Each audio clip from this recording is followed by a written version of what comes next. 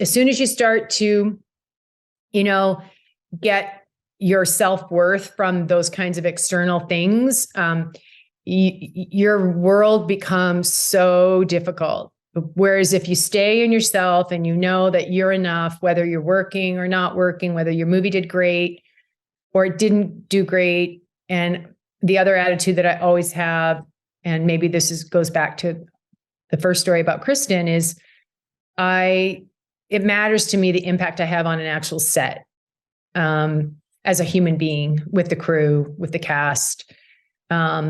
For me, if I look at every job that I've done, I probably wouldn't be able to tell you much about what it's about, or, I mean, obviously Matrix and Memento, probably, some things, of course, because I've had to talk about them so much, but what I remember are the relationships I had with different crew members, different things that happened, babies that were born, family members that died. Like, those are the things that I remember when I watch an album. Oh yeah, I remember that day that happened. Like, Carrie-Anne Moss, matters to me. You are an anomaly. Do you understand this? No, I'm not. You are an anomaly. I am the opposite of that, and have tried and have improved, where I didn't get that validation at home. I didn't get that love. I didn't get that unconditional feeling that, you had, that you carried with you.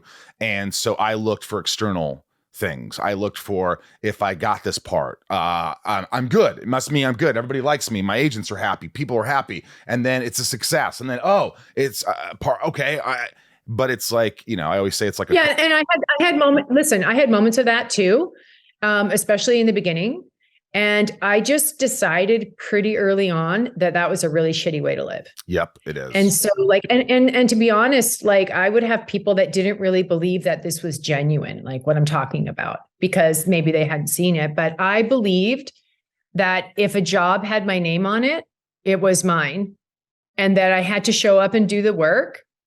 But if it had your name on it, then that was your destiny. Like, I brought this sort of larger view.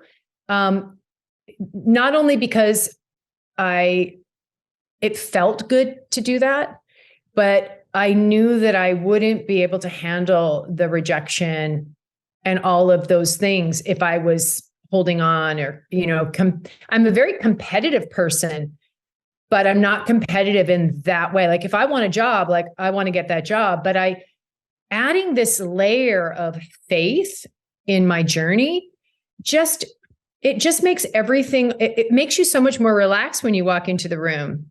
It makes you, because I've gone into rooms really wanting a job and thinking, it's going to, I need the money, and people will think I'm good. And, all those things, it doesn't feel good. So I just was like, okay, so I want to do this. I'm here, I'm making enough money, and I'm so lucky I'm in that small percentage of people who actually make enough money to pay my bills, and I don't have to have another job yet. But how am I going to actually do this and keep doing it? And I was like, I'm going to have to crack this code. I'm going to have to crack the code that if I'm on my couch and I'm not working, that I know that I'm enough. And that was not easy to do, but it became the work.